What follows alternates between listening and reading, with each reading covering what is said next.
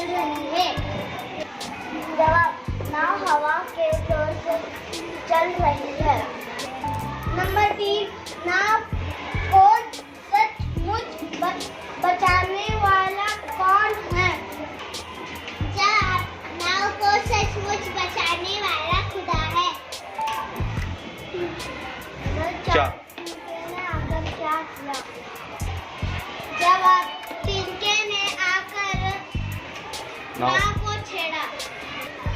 Number 5, नाव को किसका थपेड़ा लगा?